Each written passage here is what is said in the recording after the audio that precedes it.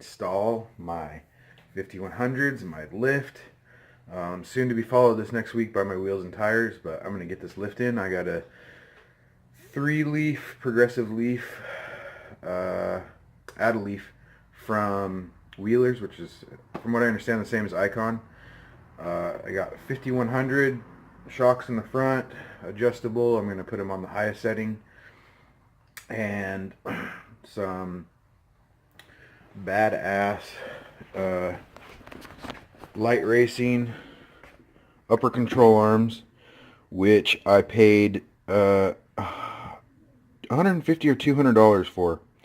They were all rusty. They were just ugly, chipped up. They're old. This had to be replaced. These were $80 for both these, and then I put on the new grommet too, which was like another $20 or something like that. So I saved like $300+ on these, maybe $350. I can't. Oh, I saved a lot of money on these bad boys.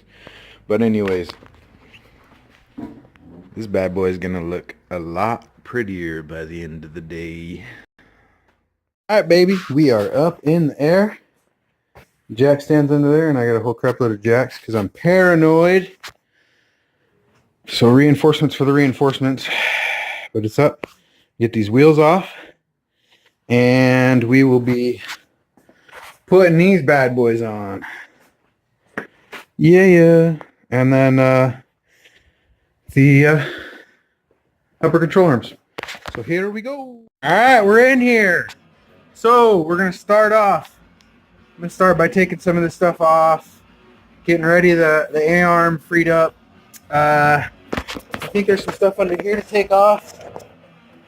I'm going to loosen these up, so this will come loose. I'm going to do the holy Lord, never do that style of doing it, where I don't have to use a spring compressor. So I've looked at it. It doesn't look like it's going to be dangerous to me. Some people may think that if I get my face blown off by a crazy, wacky spring, then it's my own fault. So I'm not endorsing it. Do what you think is fair and whatever, but this is the way I'm going to do it. So I'm going to loosen up that lower control arm, and then instead of taking these 3 nuts off here, I'm going to take this nut off after I get some pressure. I'm going to put a jack under there, lift up this, get the pressure off the spring, and then you can take this off and then slowly lower it down. So we'll do that, and it's going to be awesome, and my truck's going to be lifted soon. All right, this is the sway bar. So I just took that nut off.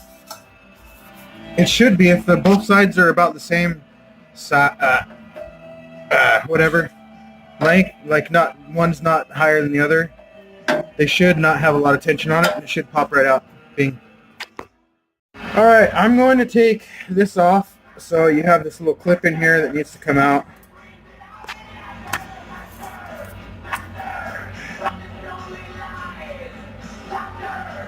So there's that little clip that goes in there. Now, if you're just replacing the 5100, the shock, and you're not doing the upper control arm, I don't think you have to do that. Maybe you do. I don't know. You have to figure that on your own, I guess. Okay, so now, I took this nut off here, but the thing is, this thing has got it's kind of like a cone, like a tapered flange on there, and this bolt widens up as it goes in, and this has a tapered thing in. So what it does is, when this nut goes in, or when this nut tightens up, it pulls it down into this little like groove into the taper and tightens it down. So when you take that nut off, it's still stuck in there. So the best way to do it, there's some people that will put the nut on the edge of this and then hit it that way, but you always take a risk of jacking up the threads. In my case, it doesn't really matter because I'm just going to get rid of that thing. But you still don't want to destroy it if you can help it, right? So I get to use this bad boy. On this on the side of the road, yeah, I'm going to get to use that. You just go ahead and tap on this thing a couple times. Bam. That easy, baby. Also, I was kind of a bad example because I just putting all this pressure on this, right? This is speed sensor. You don't want to put a bunch of pressure on this stuff, the brake line, all that stuff. So make sure get you a little whatever you got around, some rope, a bungee cord works good, a strap, and just put something so that's holding there, so that's not gonna. Plus, you don't want to pull out your shaft and all that stuff, and it's gonna hold it in there. So now we're already making progress. We're gonna get that out of there soon, but I'm gonna do that after I get the 5100. I'm gonna do the upper control arm last. So next is I'm going to loosen up that and that, and let's see if I can get a good shot of it. I don't know if you can see it because I can't see, but somewhere under there is 2 bolts. This one, I think. Oh wait. Yeah, I'll have to look. There's 2 bolts on there that need to come off. I think it's this one and another one. And this will be able to, the lower control arm will be able to drop down and give us plenty of room that we need to get that bad boy out of there. Okay, so another thing is when you're going to do this one, there's a spot on there for alignment. That's got alignment specs on there and such.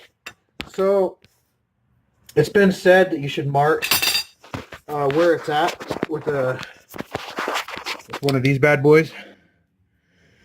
So you just mark it so you have an idea. You always have to get an alignment after you do this job, no matter what. But you want to be able to drive it because sometimes if it's bad enough, like you can't even drive it. So if you get close, if you mark it, it'll get you close. Now, I don't know how realistic it is because once you do this, it's going to change the whole geometry of the suspension anyway. So if it's in the same spot after you're done, it still might be pretty crappy. I think it needs to change a fair amount after you do this. So, but at least you have a reference to where it was before and you can kind of mess with it to get you to the alignment shop. So it's good stuff. Oh yeah, another thing too is I've created a really awesome method to know, like if you see a bolt on your truck and you're trying to figure out, well, is it a 12, is it a 13, is it what? I mean, you can usually tell because most of them are pretty standard. It's like usually 10 or 12 or 14 or something like that. Some 13s, you never know, but pretty much you can tell if you go in your toolbox and you'd be like, okay, let's see, we got 11, 11, 11, 11, 13, 13, 13, 13, 13, 13, 13, then you know it's a 12. If you look around and you have 15, 15, 15, 15, 15, 15, 13, 13, 13, 13, 13, 13, 13, 13, 13, then you know it's going to be a 14. And there's probably a 14 in there somewhere among the 15 other ones that aren't the right ones. It's usually a pretty good indicator. All right, I'm under the front end here. I'm going to take off this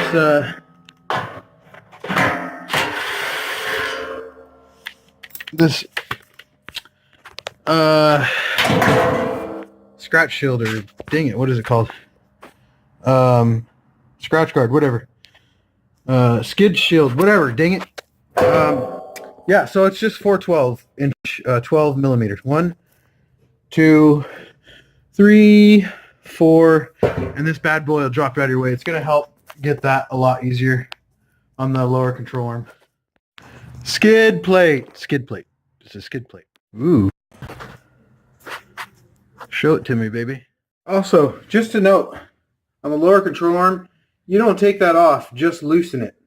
Just loosen it. Don't need to take it off. I'm at it. I loosened up those, the lower control arms. It's the same size, so I'm going to go ahead and loosen up the bottom of the strut assembly. I'm not going to take it out right now. I'm just going to loosen it. We'll take it out at the end, but it's good to get it loose right now. Now I got my jack under there. I put some paper under there just because I felt like it would not scratch it up more or something. It's like folded up paper. You could use cardboard, you could use a piece of wood, whatever. Or you could just go without it if you feel so inclined. Bottom line is you want it to be on the lower control arm so it's holding up that shock, the strut. Because, so I've already jacked it up.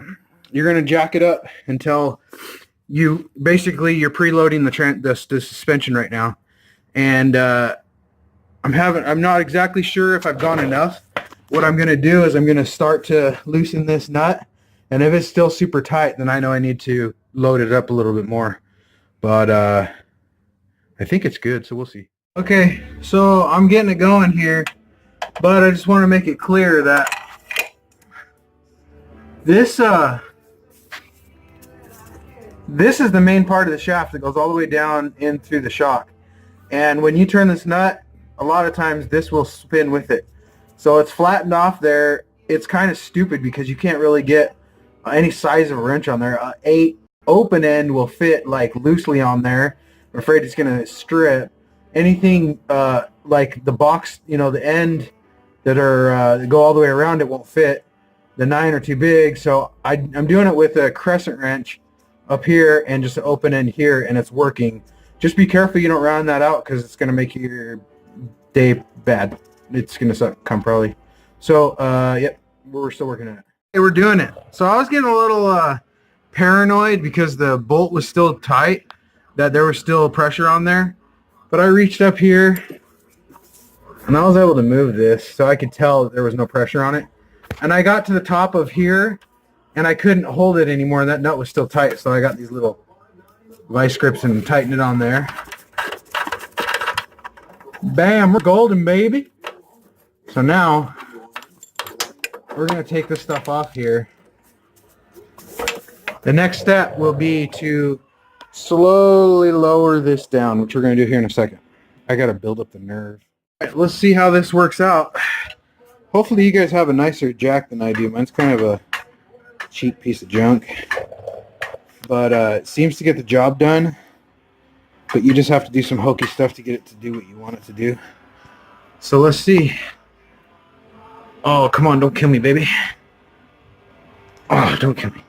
It's hard doing it one-handed, too. Yeah, I'll show you. I'll tell you the results afterward. I can't really do it one-handed. Aha, tripod, baby. I forgot I had one right there. So now I can use two hands, and you can see the action as it happens. Come on, don't die. Don't die. Don't die, baby.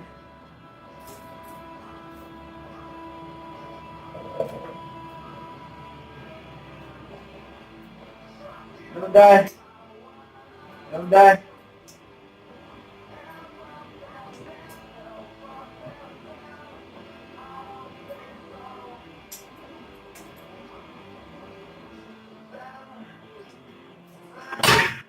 Oh, baby. Did you see that?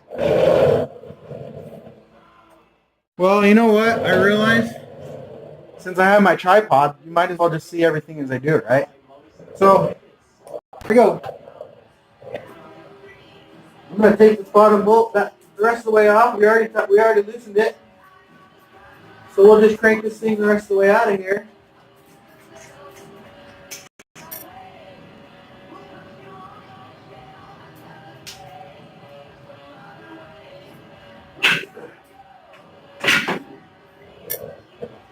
Whoa! Yeah, baby. Oh, I love this. I've been waiting for this for a long time. Okay, this is going to be kind of a pain in my ass right now, so hopefully we can get it out with this. I'm talking about the sway bar. So I'm pretty stoked the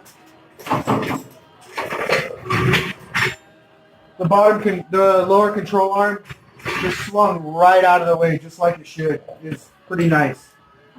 In the past, I've done the same job on multiple different vehicles, and I've never done that before, and I've always fought that. So I'm telling you, if you're thinking like, well, I just won't lower the lower control arms and I won't mess with that, you can do it, but you're going to spend about 3 hours more doing it, and you're going to need a lot more of this. So lower that lower control arm. It helps. It makes life a lot easier. That was by far the best and easiest I've ever done that. I think I've done it about 5 or 6 times at least on different vehicles. So there we are. Bam. Look at that. Woo! I'm utilizing my stock spring again. So I'm not going to put any Emu stuff on there right now. If I get a new front bumper or something, I might change that later. But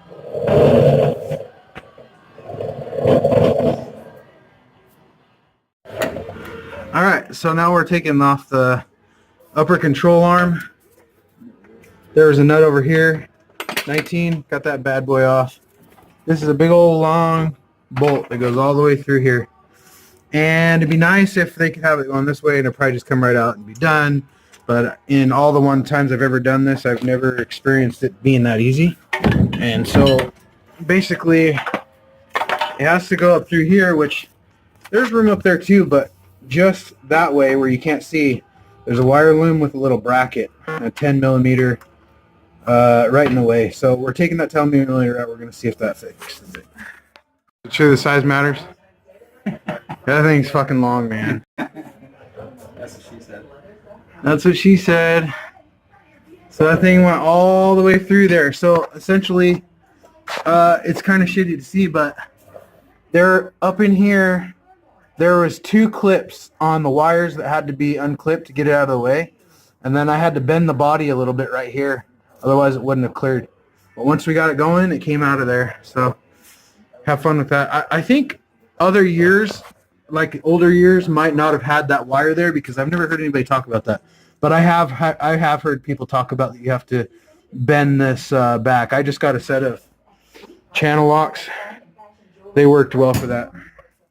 All right, this bad boy's in. So we got that bolt in there. Now, these light racing upper control arms, the new, I don't know if you have the old ones, but you probably won't be installing old ones, so you probably don't need to worry about it. But the way they're set up, you have a washer on the outside. Make sure to put a lot of grease in there. And you don't have to have washers on the inside. And then torqued it down to 85 according to the installation instructions. All right, new shock in. So we put in the bottom. We got the jack underneath the control arm in there, and I don't know if you can see in here, but we have right here. We have the top of the shock coming up through, and I'll be able to get that nut on here in another minute, and we will have this bad boy on. This side's all wrapped up, done. Looking beautiful. It all worked out perfect. Yeah, I don't see why people think that it's dangerous to do it this way. It did not seem dangerous to me. Maybe there's something I'm missing, but just for reference, I did leave the sway bar off right now because I'm going to do the other side and I don't want to create the tension right now. So I'm going to leave this wheel off, and when I get done with the other side, I'll button this up. But everything's tight, torqued down the way it should be. Everything's looking pretty sweet. I'm going to tell you, those bad boys are in. 3-leaf progressive add-a-leaf from Wheelers. Just drop the diff and put those bad boys in there. Bolt them down. I had to cut this thing right here because it's too long. Factory bump stop won't fit. So I got that bad boy. We just cut it down like this side. Yep. That easy, baby. That easy. Oh, we're almost done. It's good.